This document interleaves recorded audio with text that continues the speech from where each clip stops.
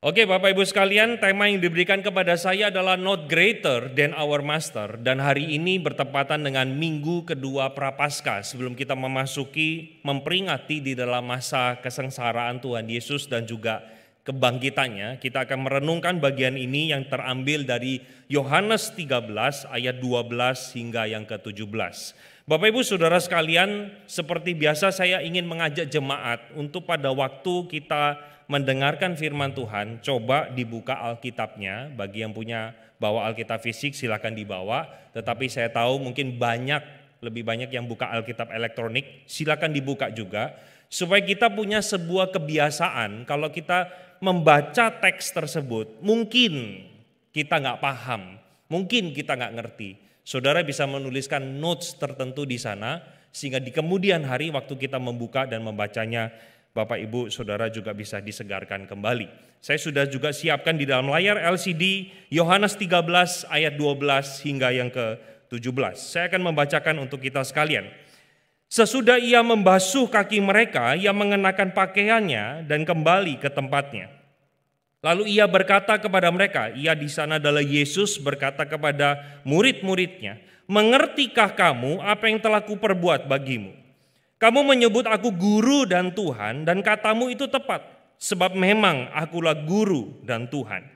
Jadi jika aku membasuh kakimu, aku yang adalah Tuhan dan gurumu, maka kamu pun wajib membasuh kakimu.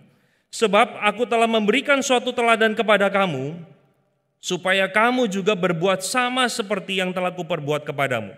Aku berkata kepadamu, sesungguhnya seorang hamba tidak lebih tinggi daripada tuannya, ataupun seorang utusan daripada dia yang mengutusnya.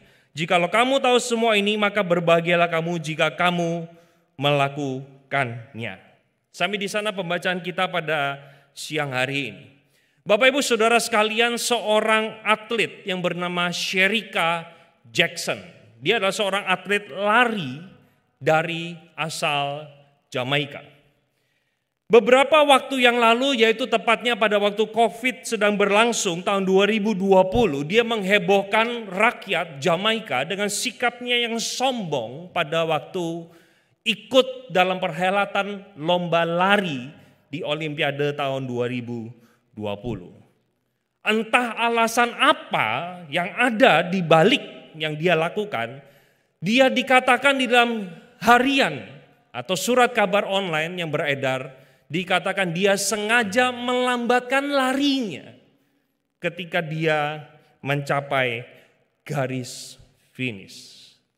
Bapak Ibu bisa lihat ini ada satu foto, beberapa foto, itu jelas yang di paling depan itu adalah orang pertama, dan Shericka Jackson itu adalah yang berbaju kuning, orang yang paling atas. Jadi yang nomor satu sudah masuk ke garis finish, dan kita lihat itu ada potongan kaki itu yang ketinggalan, dan juga ada orang yang berbaju hijau. Ternyata slide yang kedua menggambarkan di mana yang berbaju hijau itu juara kedua, yang berbaju biru juara ketiga, dan rupanya si Shericka Jackson itu adalah juara yang keempat. Garis finish sudah ada di depan, tetapi entah alasan apa yang ada yang di benak Shericka Jackson ini, akhirnya dia mengambil sebuah keputusan yang bodoh, dan hasil kualifikasi mengatakan, Bapak Ibu bisa lihat di sana nomor 4, dia tidak masuk ke babak selanjutnya. Kalau kita boleh dikasih kesempatan untuk memberikan judul pada berita ini, maka mungkin judul yang tepat adalah kesombongan menjadi awal kejatuhan manusia. Saudara sadar atau tidak, dosa kesombongan ini adalah dosa yang mengerikan. Dosa yang menurut saya pada waktu saya mempersiapkan bagian ini adalah dosa yang terselubung, yang bahkan bisa berbarengan ada dengan segala kesalehan kita. Saudara, tidak semua dosa loh bisa bergabung atau menempel erat dengan hal baik. Contoh misalnya, kalau saya merokok sambil khotbah, nggak bisa dong, nggak nyambung gitu kan. Kalau saya membunuh sembari saya memuji Tuhan, nggak cocok. Tapi saudara, kesombongan adalah salah satu dosa yang sementara saya melayani, hati saya dipenuhi dengan kesombongan. Sementara saya aktif untuk ikut kebaktian doa, sementara saya aktif untuk melayani Tuhan, saya bisa diselubungi oleh dosa yang bernama kesombongan. Saudara, saya waktu mempercayakan bagian ini, saya ditegur keras oleh firman Tuhan karena bahan bakar kesombongan adalah kebaikan. Saudara, orang itu bisa generous, kelihatan baik di permukaan, tetapi hatinya bisa dipenuhi dengan kesombongan karena dia merasa lebih baik dari orang-orang yang ada di sekitarnya. Saudara, seperti saya katakan, kesombongan ini menjadi sebuah dosa yang tersimpan dan tertutup rapat. Hanya saya dan Tuhan saja yang tahu. Dan beberapa mungkin rekan-rekan di sekeliling kita yang mungkin tidak secara sengaja terpancar lewat perkataan, lewat sikap, bagaimana kita merendahkan orang lain. Saudara, waktu saya mempersiapkan bagian ini cukup berpikir juga, kenapa sih orang itu tidak sedikit loh anak Tuhan. Orang yang mengaku bahwa Yesus adalah juru selamat, kok bisa sombong? Apakah dia lupa bahwa seseorang dipilih karena anugerah? Oh, kalau ditanya ya pasti ingat. Saudara, biasanya orang itu sombong karena ingin menutupi segala keburukan dirinya. Dia tidak ingin terlihat inferior. Dia tidak ingin terlihat orang bisa injak-injak harga diri dia. Sehingga dia pasang harkat begitu tingginya, merasa di atas orang lain. Saudara, kita patut harus berefleksi pribadi terhadap dosa kesombongan. Dosa kesombongan adalah lawan dari kerendah hatian. Bukan kerendahan hati ya. Ya, kerendah hatian. Kan Bapak Ibu kalau baca kelemah lembutan atau kelemahan lembut. Kelemah lembutan kan ya. Makanya kadang bahasa Indonesia kerendahan hati, seharusnya kerendah hatian. Kerendah hatian adalah lawan dari kesombongan. Nah, menariknya firman Tuhan mengajarkan kepada kita dari teks yang kita baca, Yesus memberikan teladan kepada kita bagaimana dia menjadi seorang yang rendah hati. Surat teks yang tadi kita baca bermulai dari sebuah kisah di mana Yohanes pasal 13 mengatakan, sementara itu sebelum hari Paskah mulai, Yesus telah tahu bahwa saatnya sudah tiba, ia beralih dari dunia ini kepada Bapa. Sama seperti ia senantiasa mengasihi murid-muridnya, demikianlah sekarang ia mengasihi mereka sampai pada kesudahannya. Saudara, pada waktu Yohanes menuliskan kisah pembasuhan kaki Yesus, dimulai dengan satu landasan berpikir bahwa Yesus melakukan pembasuhan itu dengan motif dia mengasihi murid-muridnya. Dan bukan kebetulan kalau Yohanes mencantumkan di dalam ayat ketiga, Yesus tahu bahwa Bapanya telah menyerahkan segala sesuatu kepadanya dan bahwa ia datang dari Allah dan kembali kepada Allah. Oh, berarti otoritas itu ada di tangan dia. Dia punya kuasa, dia punya power untuk bisa memerintahkan apapun yang dia katakan. Nah, setelah ayat ketiga, Yohanes langsung memberikan sebuah kontras tepat satu ayat sesudah itu. Di sana dikatakan, lalu bangunlah Yesus menanggalkan jubahnya, ia mengambil sehelai kain lenan dan mengikatnya pada pinggangnya. Kemudian ia menuangkan air ke dalam sebuah basi dan mulai membasuh kaki murid-muridnya dan menyekanya dengan kain yang terikat pada pinggangnya itu. Saudara, sebenarnya tugas yang mencuci kaki itu tentunya bukan seorang guru, bukan. Tetapi tuan rumah itu menyediakan, bisa jadi seorang budak untuk mencuci kaki para muridnya. Nah, Bapak Ibu Saudara sekalian, kita ini sebenarnya kalaupun sesama pelayan Tuhan, sesama anak Tuhan saling membasuh kaki, kita tidak bisa menyelami apa yang Yesus rasakan. Kenapa saya katakan demikian?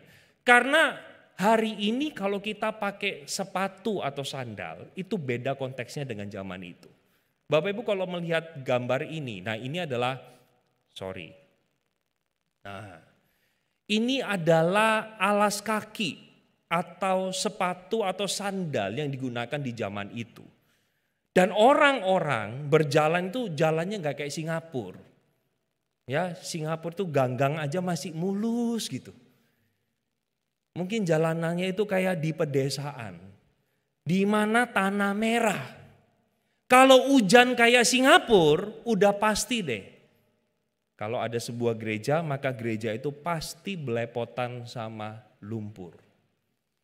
Kalau kering, maka debu itu menempel. Nah, kurang lebih kakinya begini nih. Nah, kan bersih. Ini udah bersih gitu. Saudara, dalam kondisi yang seperti itu, Yesus yang punya otoritas, dia yang punya kuasa, dia yang punya power, dia bisa lakukan mujizat. Alkitab mengatakan, dia ambil basi. Basi tahu nggak basi? Basi tahu? Makanan busuk, bukan ya. Maksudnya itu sebuah kayak baskom gitulah. Dia ambil kain, dia cuci kaki para murid. Bapak Ibu tahu bau kaki kayak gimana? Saya yakin semua tahu ya. Semua tahu. Baunya nano-nano. Itu ada permainan anak-anak muda Bapak Ibu ya. Ada permen zong. Kalau makan gitu ya random. Itu zong bisa kena rasa kaos kaki. Gak ada saya ketemu orang yang gini. Rasa kaos kaki dimakan. Enak, gak ada. Semuanya mesti Saudara, kaki para murid dicuci satu persatu oleh Yesus. Bapak Ibu, ini kurang lebih adalah gambar di mana mereka makan, the Last Supper. Nah, bagian ini sengaja diangkat kok tepat dengan proses perjamuan kudus, nanti prosesi perjamuan kudus. Karena sebelum nanti Yesus mengajak murid-muridnya makan perjamuan terakhir, Yesus membasuh terlebih dahulu kaki 12 murid. Dan posisinya rupanya bukan duduk di meja kayak kita lagi makan, bukan. Tetapi posisinya sembari setengah berbaring. Saudara, kebayang Yesus itu dari satu kaki ke kaki yang lain, dia basuh satu demi satu.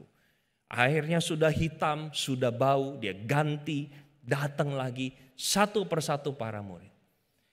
Dan Bapak Ibu, kalau kita memperhatikan teks sesudah yang tadi kita baca, yang dimana sebenarnya minggu depan kita akan pelajari, maka jangan absen, karena kita akan meneruskan serial ini, maka Bapak Ibu akan menemukan ada satu posisi tempat duduk yang pada waktu itu ada ketika Yesus membasuh.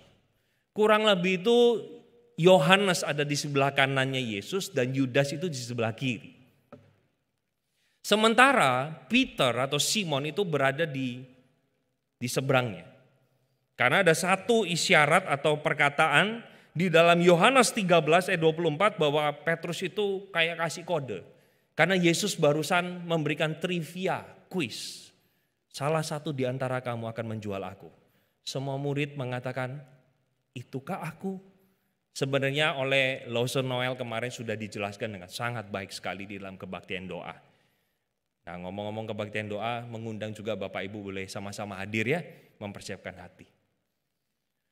Saudara, di tengah situasi seperti ini, setelah Yesus membasuh kaki 12 muridnya, masuk kepada ayat yang ke-12.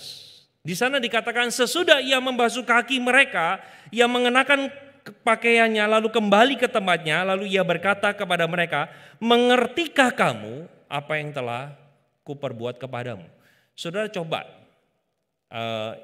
saudara imajinasi sebentar ya. Ketika Yesus membasuh kaki 12 murid, kira-kira murid-murid nangkepnya pesannya sama atau beda?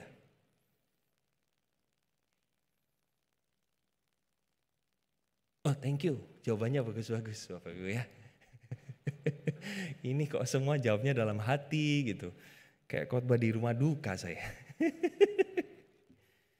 Saudara, kira-kira murid-murid akan nangkap pesan yang sama nggak? Mereka nangkep nggak sih apa yang Yesus sedang lakukan? Mungkin bisa nggak para murid satu pikir gini, gile kaki kita kotor banget kali ya. Sampai mau makan, bau busuk kaki kita itu kayaknya merusak selera makan, appetite kita hilang. Mungkin nggak ada salah satu murid yang berpikir gitu? Bisa jadi. Para murid juga ada, bahkan kalau Bapak Ibu membaca interaksi yang terjadi antara Yesus dengan Petrus. Petrus katakan, loh kok cuma kaki? Semua guru, semua. Yang artinya adalah ada sebuah indikasi. Bisa jadi para murid salah tangkap apa yang Yesus sedang lakukan. Itu sebabnya Yesus perlu mengklarifikasi apa yang dia sedang kerjakan. Nah, di dalam saya mempersiapkan bagian ini, beberapa teolog itu setuju bahwa yang Yesus lakukan bukan sekedar hanya mencuci kaki, bukan. Tetapi adalah sebuah lambang rohani yang sedang Yesus ingin tunjukkan. Yaitu Yesus ingin melakukan satu penyucian secara rohani kepada murid-muridnya. Seolah-olah Yesus mengatakan, kalau aku tidak memberikan diriku kepadamu, maka engkau tidak akan pernah menjadi orang yang suci. Dan inisiatif itu gambarannya dipakai bagaimana Yesus merendahkan diri. Dia yang inisiatif lakukannya supaya murid-murid bisa mendapatkan yang namanya keselamatan. Sehingga Yesus perlu memberikan sebuah klarifikasi dan pengajaran agar punya the same domain, the same assumption di dalam benak mereka. Saudara, pertanyaan yang patut kita renungkan bersama-sama pada siang hari ini, kenapa kita harus belajar menjadi orang yang rendah hati? Karena mau nggak mau saya katakan poin yang pertama adalah karena Yesus memberikan teladan kepada saudara dan saya. Di dalam bagian ini dikatakan, kamu menyebut aku guru dan Tuhan, dan katamu itu tepat sebab memang akulah guru dan Tuhan. Jadi jikalau aku membasuh kakimu, aku yang adalah Tuhan dan gurumu, maka kamu pun wajib saling membasuh kakimu. Saudara, jelas, karena dia adalah guru dan Tuhan kita, maka saudara dan saya dipanggil bersama-sama untuk menanggalkan kesombongan kita dan mengambil sikap kerendahan hatian. Buang jauh-jauh kesombongan itu. Tetapi pakailah satu jubah kerendahan hatian. Saudara, kalau kita tidak mau merendahkan hati, merendahkan diri, saudara jangan jadikan Yesus sebagai Tuhanmu. Karena perintah ini hanya khusus kepada mereka yang mengatakan, Jesus is my God and Jesus is my Savior. Selama saudara mengatakan dia adalah Tuhanku, dia adalah Rajaku, maka mau tidak mau, apa yang menjadi kesenangan Tuhan harus menjadi kesenangan kita. Dan apa yang menjadi apa yang Yesus lakukan, harus kita belajar melakukannya. Saudara, karena kita sebagai seorang servant, never be greater than our master. Kalau guru yang kita sembah adalah guru yang rela turun dari surga yang mulia menjadi manusia, menyerahkan nyawanya untuk saudara dan saya, kita pun harus belajar menjadi orang yang bukan memegang pride kita erat-erat. Saudara, kalau saudara bayangkan, kita sama-sama bayangkan, Yesus dari surga turun ke dalam dunia atau menyelamatkan saudara dan saya, itu gak tahu dia turun levelnya itu berapa banyak loh.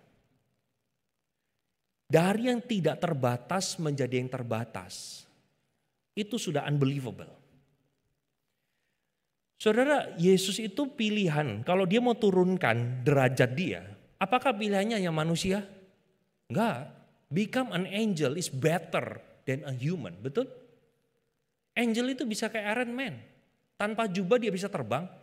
Dia bisa tembus dinding pula. Benar? Karena malaikat. Itu Maria lagi enak-enak di rumah tiba-tiba nongol. Ya kan? Tapi kenapa Yesus tidak mengambil rupa malaikat? Dia ambil rupa manusia. Manusia bisa berdarah. Di dalam keadaannya manusia, dia dikatakan di dalam Filipi, dia ambil rupa hamba. Loh, manusia itu kan banyak. Mau jadi raja, mau jadi prince, anak presiden bisa kan? Kenapa harus hamba? Dan pada waktu dia menjadi hamba itu juga dikatakan oleh Alkitab, dia pilih cara matinya, itu disalibkan. Saudara, cara mati itu kan banyak. Mati kena jantung, mati kena kanker. Tapi Yesus memilih matinya adalah dengan cara yang paling rendah. Supaya apa yang dia alami, saudara, kita tidak lagi bisa berkelit. Karena Yesus sudah pernah mengalaminya. Saudara, kalau tahu apa artinya direndahkan orang itu sakit. Sesakit itulah Yesus untuk yang dia tanggung untuk menggapai saudara dan saya. Saudara, kalau tahu apa artinya ditusuk dari belakang, sesakit itulah yang Yesus harus tanggung untuk mendapatkan saudara dan saya. Kalau guru kita, kalau Tuhan kita memberikan contoh yang seperti itu, maka mau tidak mau, kita pun harus belajar meneladani apa yang menjadi kehidupan Tuhan Yesus. Dilanjutkan oleh Yohanes, sebab aku telah memberikan suatu teladan kepada kamu, supaya kamu berbuat sama seperti yang telah kuperbuat kepadamu. Aku berkata kepadamu, sesungguhnya seorang hamba tidak lebih tinggi daripada tuannya, ataupun seorang utusan daripada dia yang mengutusnya. Saudara, kita semua dipanggil bersama-sama. Jangan karena power, jangan karena posisi, kita merendahkan orang lain. Mari kita belajar memperlakukan sesama kita, yang sekalipun mungkin secara organisatoris, dia jauh lebih rendah dari kita. Secara jabatan, dia gak ada manfaatnya buat kita. Tapi saudara dan saya, kita semua dipanggil untuk mengasihi seperti Yesus mengasihi mereka. Hal yang kedua dan yang terakhir, kenapa kita harus belajar untuk rendah hati? Yang kedua adalah karena Yesus menjanjikan berkat bagi mereka yang mengetahuinya dan mereka yang melakukannya. Saudara, terjemahan bahasa Indonesia dengan jelas mengatakan begini, jikalau kamu tahu semua ini, maka berbahagialah kamu jika kamu melakukannya. Nah, ada sedikit perbedaan terjemahan dengan beberapa bahasa Inggris. Kalau kita lihat di dalam terjemahan NASB dan juga NIV, jelas di sana dipakai kata bukan bahagia. It's not happiness. Happy itu bicara soal perasaan. Tapi diberkati itu bicara soal kondisi. Maka sebenarnya terjemahan yang lebih tepat dalam bagian ini adalah jikalau kamu mengetahui semuanya ini, kamu akan diberkati jika kamu melakukannya. Ternyata cuma tahu nggak cukup. Kita harus lakukan. Saudara, Yesus tahu ketika kita melakukan apa yang Yesus lakukan itu berat. Dia tahu nggak? Dia tahu. Itu sebabnya dia janjikan berkat bagi kita yang melakukan. Berkatnya apa? Gak dikasih tahu. Yesus gak ngomong, oh kalau kamu rendah hati, nanti kamu akan ditinggikan. Oh kalau kamu rendah hati, oh nanti kamu akan diberi kelimpahan. Enggak, sama sekali tidak. Berkat itu menjadi porsi yang kita berikan kepada Dia, yang berhak mengaturnya. Tapi Tuhan kita adalah Tuhan yang tahu betapa tidak mudahnya seseorang itu merendahkan hatinya. Saudara, kerendahan hati itu bisa dipancarkan paling tidak lewat dua hal dan ini yang menjadi poin terakhir di dalam khotbah saya. Yang pertama, kerendahan hati itu ditunjukkan di dalam kasih. Seperti yang tadi saya katakan, Injil Yohanes pasal 13 dibuka dengan sebuah dasar kenapa Yesus membasuh kaki para muridnya. Karena Yesus mengasihi mereka. Karena Yesus mengasihi mereka. So kerendahan hati ini ditunjukkan lewat kita belajar mengasihi sesama. Kita belajar peduli terhadap sesama kita yang membutuhkan uluran tangan dan pertolongan. Saudara, waktu saya mempersiapkan bagian ini, saya sungguh teringat betapa luar biasanya jemaat GKI Singapura. Entah sudah berapa banyak orang yang mendoakan saya proses kepindahan yang tidak mudah dilakukan.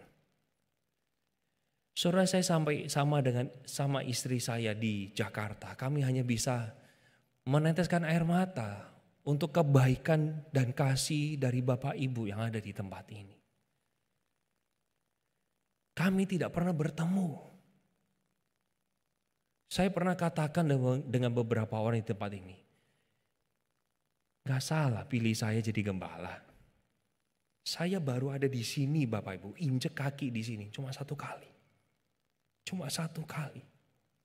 Kalau saya tidak salah itu tahun 2019 atau 18, saya lupa. That is the first time. Kali berikutnya saya tahun 20 diundang ke sini. Saya catat waktu itu bulan November. Cuma kita tahu COVID. Saya hanya bisa kirimkan video. Ketika saya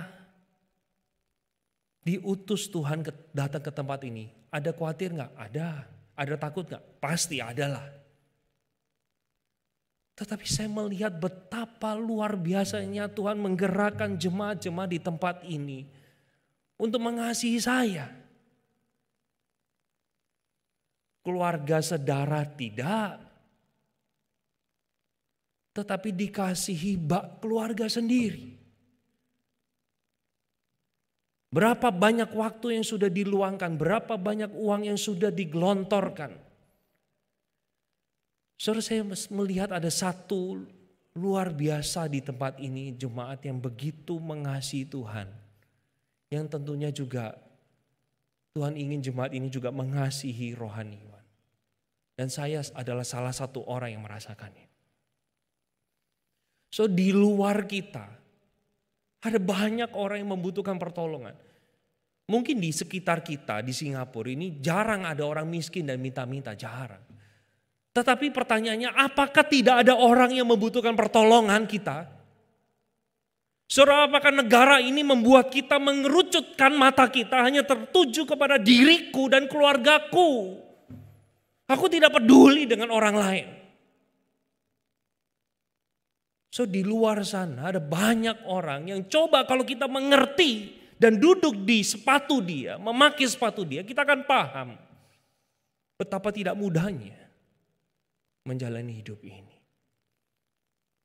So kerendahan hati berbicara tentang bagaimana kita juga mengasihi sesama kita. Dan itulah yang Yesus tunjukkan. Kita perlu buka mata rohani kita. Telinga kita mendengar lebih banyak, melihat lebih banyak. Agar kita bisa membantu orang-orang yang di luar sana membutuhkan pertolongan. Hal yang terakhir saudara yang menjadi penutup khotbah saya. Bagaimana kerendahan hati ini ditunjukkan? Kerendah hatian ditunjukkan. Yang terakhir adalah lewat yang namanya pengampunan. Kok pengampunan?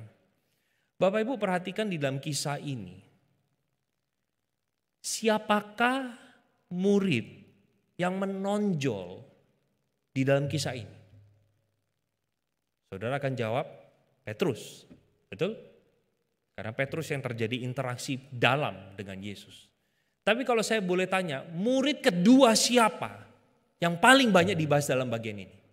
Dia adalah Yudas. Saudara, kira-kira waktu Yesus cuci nih 11 murid, sampai ke Yudas gimana? Ini yang jual gua. Enaknya gue keseleuin kakinya ya. Kan dia Tuhan. Saudara, kalau Thanos snap sekali, setengah umat manusia hilang. Ini Yesus cuma usap-usap, set, kelingkingnya patah. Dia oles jempolnya, set, jadi hilang jempolnya. Keren kan? Saudara, kira-kira saudara coba imajinasikan kalau saudara adalah sutradara dari film ini. Kira-kira saudara kalau jadi Yesus dan sudah sampai di kakinya Yudas, apa yang kita lakukan? Gua potong kaki lu ya, biar lu gak bisa jual gua. Enggak lu. Alkitab katakan, Yesus cuci kaki Yudas. Semuanya dicuci. Soal kerendahan hati berbicara tentang forgiveness. Saya nggak tahu berapa banyak sesama kita itu melukai kita. Tapi saudara, mari di momen kita ini memperingati kematian Tuhan. Lepaskan pengampunan. Lepaskan. Seberapa dalamnya sakit hati itu, lepaskan. Berikan pengampunan. Sama Yesus memberikan kesempatan kepada Yudas. Khotbah kemarin hari Rabu sungguh mengingatkan saya. Berulang kali Yesus memperingatkan Yudas, tobat. Tapi dia enggak. Dia biarkan hatinya diikat oleh berhala yang bernama duit. Dikuasainya hatinya, pikirannya sesudah peristiwa ini dieksekusi Yesus. Sampai Yesus sendiri dijual seharga seorang hamba. Itulah ngerinya dosa. Tapi itulah yang Yesus lakukan. Dia memberikan sebuah teladan untuk memberikan forgiveness. Dan kita pula juga dipanggil untuk melepaskan pengampunan. Entah siapa yang sedang kita musuhi. Entah siapa kalau kita dengar nama itu, langsung hati kita itu memberontak. Kita diselimuti dengan kemarahan. Saudara, kita perlu lewat nanti perjamuan kudus siang hari ini. Perjamuan ini mengingatkan kepada saudara dan saya, kita semua gak layak.